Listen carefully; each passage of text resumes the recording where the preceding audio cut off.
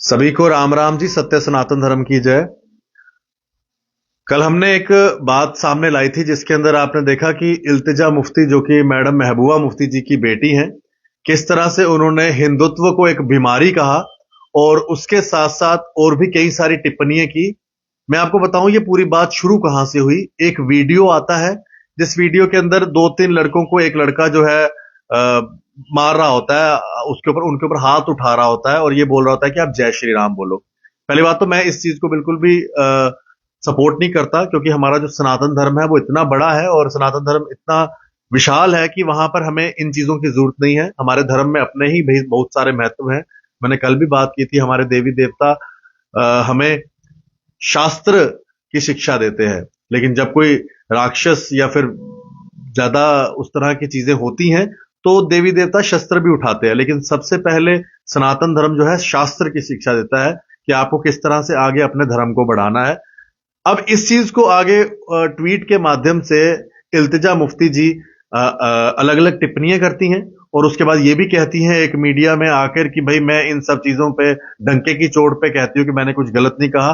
और साथ में एक सेंटेंस वो बोलती हैं कि हिंदुत्व एक बीमारी है, जिसके बाद पूरे भारत के अंदर जो है इस चीज के ऊपर बात उठी है और लोगों में बड़ा रोष है। मेरे साथ विश्व हिंदू परिषद के वर्किंग प्रेसिडेंट राजेश गुप्ता जी है, उनसे मैं बात करूंगा कि वो इस चीज को किस तरह से देखते हैं। राजेश जी, आपको बहुत बहुत आपका धन्यवाद, आपने अपना कीमती समय दिया।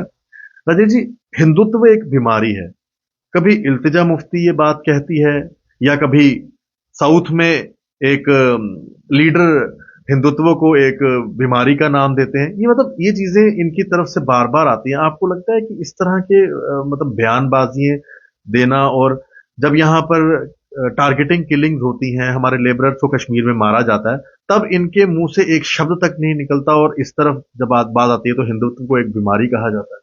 देखिए, हिंदुत्व की सहिष्णुता का कुछ लोग गलत ढंग से लाभ उठा रहे हैं और जो उनका अपना मानसिक दिवालियापन है उसको हिंदुत्व की सहिष्णुता को लेकर के उस पर गलत किस्म की टिप्पणियां करके अपना मानसिक दिवालियापन ये लोग बाहर निकालते हैं। जिस वीडियो की आप बात कर रहे हैं, देखिए, जबरदस्ती से किसी को यह कहना कि आप इस तरह से जय श्री राम कहें या कुछ कहें, सैद्धांतिक रूप से गलत है। लेकिन मैं उस वीडियो की सच्चाई क्या है, क्या वो वीडियो डॉक्टर्ड है, क्या वो वीडियो किसी ने हिंदू समाज को बदनाम करने के लिए बनाया है, या उस वीडियो को पूरा दिखाया जा रहा है कि नहीं दिखाया जा रहा है, वो कट कॉपी पेस्ट किया गया है, वो पूरा वीडियो क्या है, उससे पहले का बैकग्राउंड क्या है, क्यों वो इस तरह की घटना हुई, इस सारी चीज के ऊपर इसके विषय में किसी ने बात नहीं की। और ये सब्जेक्ट मैटर ऑफ इन्वेस्टिगेशन है।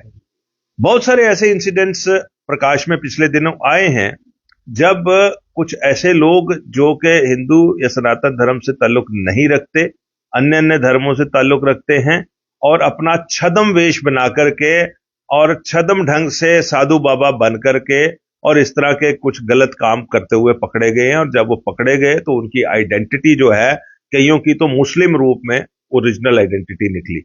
तो अगर इस तरह के लोग जब पकड़े जाते हैं तो कई बार समाज गुस्से में आता है। लेकिन इस पर्टिकुलर वीडियो की भी उस तरह से छानबीन करने की जरूरत है कि वो लोग कौन थे, क्या थे, क्यों ऐसी वजह बनी। अगर ऐसा वो कहती है कि किसी कश्मीरी को ऐसे कहा गया या कुछ कहा गया, तो मैं कहता हूं कि पूरे भारत में, राष्ट्रीय राजधानी में, सभी मेट्रोज में, हर जगह पे कश्मीरी स्टूडेंट्स भी हैं, मुस्लिम स्टूडेंट्स भी हैं, और उसके बाद जो है कि कश्मीरी बिजनेसमैन भी तकरीबन हर जगह पे है। लाखों लोग इस तरह से बाहर बिजनेस कर रहे हैं जो जम्मू कश्मीर के मुस्लिम हैं, लाखों स्टूडेंट्स जम्मू कश्मीर से बाहर पढ़ाई कर रहे हैं। आज तक इस तरह का कोई ऐसा इंसिडेंट सामने नहीं आया कि जिसने धर्म के आधार पर भारतवर्ष में किसी को ऐसा कोई गलत टिप्पणी की हो या मजबूर किया हो। हां, इंसिडेंट ऐसे सामने आए हैं, केवल मात्र भारत का ऐसा प्रदेश, जम्मू कश्मीर का एक ऐसा बड़ा हिस्सा जिसको हम कश्मीर कहते हैं, जिसमें मुस्लिम बहुलता है, जिसमें हिंदुओं को पहले से खदेड़ करके बाहर निकाला गया, जहां मस्जिदों से आवाजें आई कि हिंदू बाहर निकल जाओ, जहां की ये इल्तिजा मुफ्ती है, जहां इसके नाना जी चीफ मिनिस्टर रहे, जहां इसकी मां चीफ मिनिस्टर रही, वहां पर इस तरह की वारदातें हुई हैं, जरूर हुई हैं और रिसेंटली भी हो रही हैं। जब धर्म के आधार पर अगर कोई उत्तर प्रदेश का आदमी है तो उसको वहां गोली मार दी जाती है, कोई लेबरर है उसको गोली मार दी जाती है, कोई टीचर है सिख बंधु हमारी उसको गोली मार दी जाती है क्योंकि वो नॉन मुस्लिम है। गगनगीर में जो हमारे श्रमिक हैं, जो इंजीनियर्स हैं, उनको गोली मार दी जाती है। जगह जगह फौजियों पर घात लगा करके हमले किए जाते हैं और वो सारे हमले धर्म के आधार पर होते हैं और इस्लामी कट्टरपंथी वो सारे हमले करते हैं। मेरा ऐसा मानना है और ऐसा कई बार सोचता भी हूं कि उस वक्त इनका सारा इंटेलेक्ट वो कहां चला जाता है, उस वक्त इनके मन की तकलीफ कहां चली जाती है। उस वक्त right from the top Mufti to bottom Mufti, Iltija Mufti से लेके इनकी माता मुफ्ती, उनके नाना जी मरहूम चले गए, उस वक्त इनकी इंसानियत कहां चले जाती है वो मुझे अभी तक ज्ञात नहीं हो सका। और जहां की ये जो इनकी होम कॉन्स्टिट्यूंसी है, जहां ये ताजा ताजा हारी हैं, जो इनकी होम कॉन्स्टिट्यूंसी है जहां पे इनकी माताजी भी अभी पार्लियामेंट इलेक्शन हारी, वहां आतंकवाद की वारदातें सबसे ज्यादा हुई। उसी कॉन्स्टिट्यूंसी में अमरनाथ जी के यात्रियों पर बारंबार जो हमले किए गए और उनके बलिदान हुए, उस कॉन्स्टिट्यूंसी में बहुत बार फौजियों से मुठभेड़ें होती रही और आतंकवादी घात लगाकर हमला करते हैं। हिंदुओं को वहां से धर्म के आधार पर निकाला गया। उस वक्त इनका जो है इंसानियत, इनकी जो मैं कहता हूं कि जो जिस तरह के लेक्चर स्पीच ये दे रहे हैं वो कहां चले जाते हैं वो मुझे समझ में नहीं आता।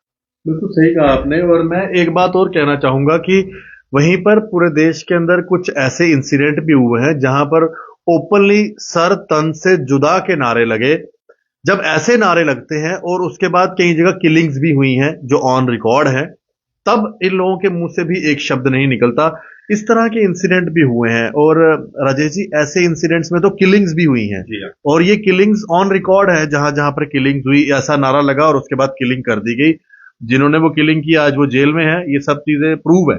तो वहां पर इनके मुंह से एक शब्द नहीं निकलता जब इस तरह की चीज होती है और जब इस तरह के नारे लगाकर, या आपने नुपुर शर्मा का भी इंसिडेंट देखा होगा किस तरह से उस बेटी को जो है उसको हरास किया गया, आज तक वो जो है बाहर नहीं निकल पाते जब इस तरह के नारेबाजी पूरे देश के अंदर लगे थे। क्या उस समय इनके मुंह से एक शब्द नहीं निकलता? देखिए, एक चीज हमें माननी पड़ेगी कि पूरे भारत में, पूरे विश्व में और कश्मीर में भी मुस्लिम धर्मावलंबियों की एक ऐसी क्लास है जो आतंकवाद की वारदातों को शह दे रही है। मुफ्ती फैमिली का ट्रेडिशनली जो इस तरह का जो आतंकवाद प्रस्त ताकते हैं, जो इस्लामिक आतंकवाद प्रस्त ताकते हैं, वो इनका वोट बैंक रहा है। और मुझे ऐसे लग रहा है कि लगातार ये जो इलेक्शंस इन्होंने हारे हैं, कहां तो ये सरकार बनाने की कोशिश कर रही थी, कहां इसकी माताजी पार्लियामेंट में जाने की कोशिश कर रही थी, कहां ये खुद एमएलए बनने की कोशिश कर रही थी। जब जनता ने इनको नकार दिया है तो वो जो ताकतें हैं जो इस्लाम में आतंकवाद को बढ़ावा देने वाली हैं, उनको ये कंसोलिडेट करके अपने साथ जोड़ने के लिए हिंदू समाज के प्रति दुर्भावनाग्रस्त बयान दे करके और उनको अपने साथ जोड़ने की कोशिश कर रही हैं। ये एक नेफेरियस पॉलिटिकल प्लान है इनका।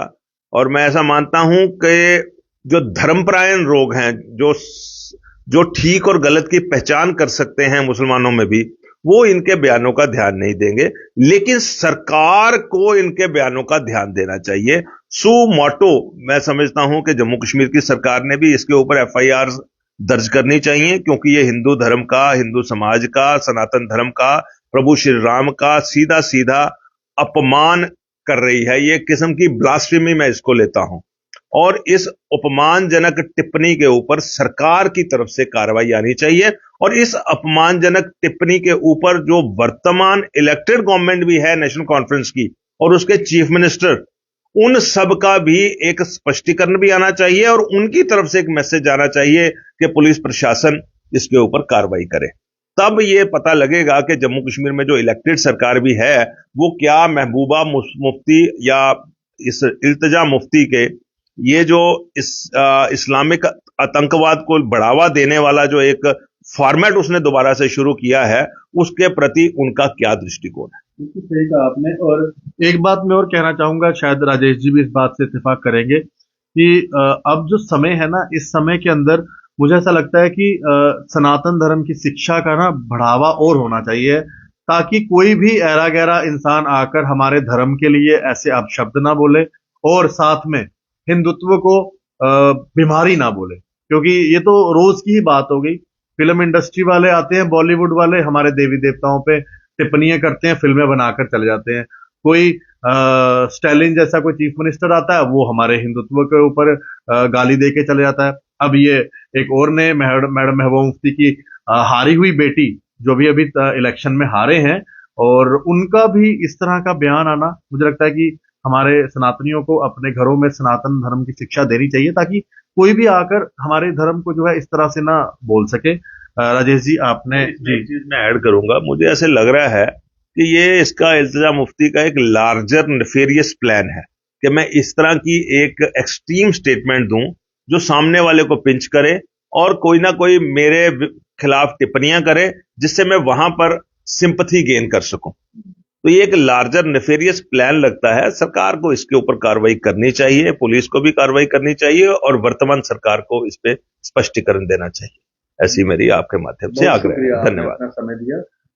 राजेश जी, जो कि वीएचपी के वर्किंग प्रेसिडेंट हैं, उन्होंने अपनी बात रखी है और उन्होंने साफ तौर पर कह दिया है कि इल्तिजा मुफ्ती का जो ये स्टेटमेंट आया है, इसके ऊपर भारत सरकार को और जम्मू कश्मीर सरकार को जो है खुद से जो है इसके ऊपर कार्रवाई करनी चाहिए, और इनके ऊपर जो है उचित से उचित कार्रवाई होनी चाहिए इस टिप्पणी को लेकर। देखते रहें जेके मीडिया। धन्यवाद जी। राम राम। सत्य सनातन धर्म की जय।